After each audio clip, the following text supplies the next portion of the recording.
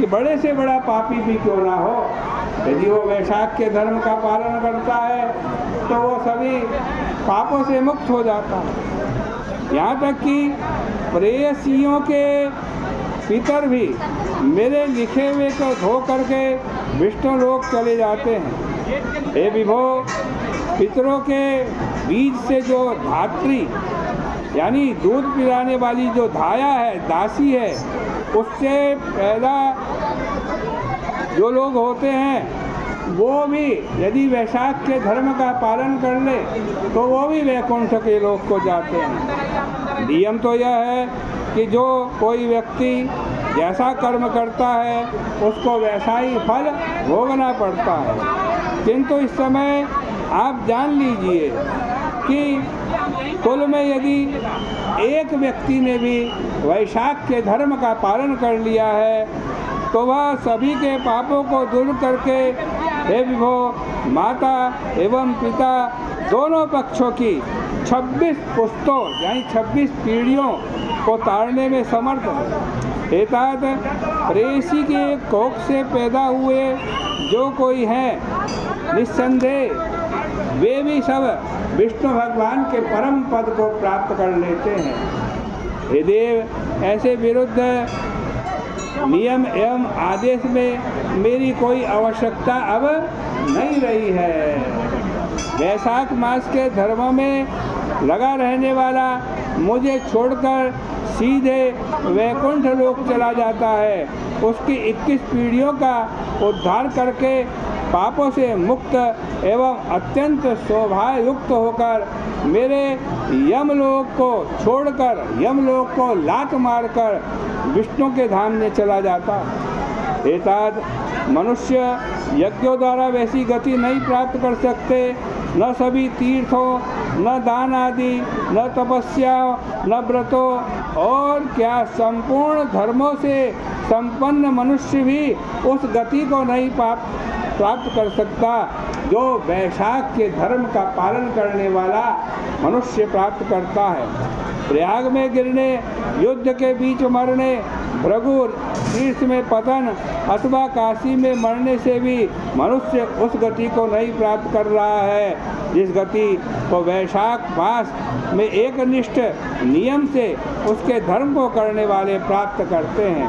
प्रातःकाल स्नान करके, देवताओं की पूजा करके और वैशाख मास महात्मा नामक कथा को सुनकर एवं भगवान विष्णु संबंधी योग्य धर्मों को विधिवत करके मनुष्य विष्णु लोक का एकमात्र अधिकारी हो जाता है। हे जगतपते, भगवान विष्णु के लोक का प्रमाण असीमित मैं मानता हूँ। वैशाख मास के धर्म से सभी बुरे कर्म में रहने वाले भले तथा अपवित्र लोग भी पवित्र हो जाते हैं। राजा की आज्ञा से वैशाख मास के कृत्यों को सभी लोग आज कर रहे हैं और विष्णु लोक जा रहे हैं। मेरा तो महान वो शत्रु है और आपका तो वो प्रधानतया शत्रु है। हे जगत के नाथ, यह राजा आपके द्वारा निग्रह अर्थात दंड के योग्य है। इसमें तनिक संदेह नहीं कि सभी अन्य धर्मों को छोड़कर केवल एक बार वैशाख महीने में स्नान करके असंस्कृत यानी जिसका कोई संस्कार भी नहीं हुआ है वो भी प्रभु के अत्यंत प्रिय वैकुंठ धाम को चले जाते हैं।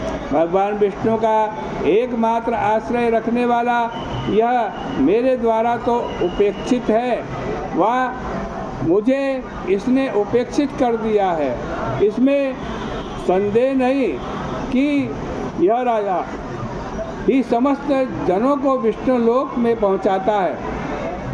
यह दंड और ये आपका पट आपके द्वारा प्राप्त आपके चरणों में ही मैं आप समर्पित करता हूँ। मैं अब ये नौकरी नहीं कर सकता। उस राजा ने मेरे अतुलनीय लोकपालत्व को धो डाला है। केवल माता को क्लेश देने वाला पुत्र के जन्म से क्या लाभ। अरे ज्येष्ठ मास के सूर्य की भांति जिसने अपने शत्रु को तपा नहीं दिया, ऐसे पुत्र को पैदा करने वाली युवती माँ आज वास्तव में माँ है। और जिसका पुत्र शत्रुओं से डर करके भागे वो तो कुपूत पैदा करने वाली है। मेघ की बिजली के समान जिसकी कीर्ति चमकती हो, जो विद्या व धन के द्वारा पिता के पाप से उसका उद्धार नहीं कर सकता, माता के पेट से पैदा हुआ वह एक रोग शाही पृथ्वी पर है। धर्म, अर्थ, काम, इन पुरुषार्थों से जो पुत्र विमुख है वह सत्पुरुषों के द्वारा मातृहा अर्थात माता को मारने वाला कहा गया है। वह पुत्र नीच है। उसकी माता कीर्तिमान की जो माता है वो तो राजा की स्त्री थी तथा उत्तमोत्तम क्रिया से लोक में प्रसिद्ध थी। इसमें संदेह नहीं कि इस प्रकार के एक एक वीर बच्चों को पैदा करने वाली माताएं विरल ही होती हैं। जैसा कि मेरी लिखी हुई बातों को धो डालने के लिए ही यह कीर्तिमान पैदा हुआ है। हे देव, ऐसा किसी क्षत्रिय ने भी आज तक नहीं किया। हे जगन्नाथ, मैंने पुराणों में भी आज यमराज का कोई पट हटा दे, यमराज के कपड़े फाड़ दे, ऐसा नहीं सुना है। वहीं मैं हे ईश प्रभु भगवान में लगे हुए उस राजा को छोड़ करके और कुछ नहीं जानता हूँ, जिसने भली भांति नगाड़ा पिटवा कर सभी में घोषणा करा दी है कि जो वैशाख के धर्म को करने की प्रेरणा दी है और कहा है जो वैशाख के धर्म का पालन नहीं करेगा वो मेरे द्वारा दंड का भागी होगा। इसलिए महाराज उसने मेरे रास्ते को, मार्ग को रोक दिया है। अब मेरा घर, मेरा यमलोक खाली है, वहाँ कोई नहीं आता।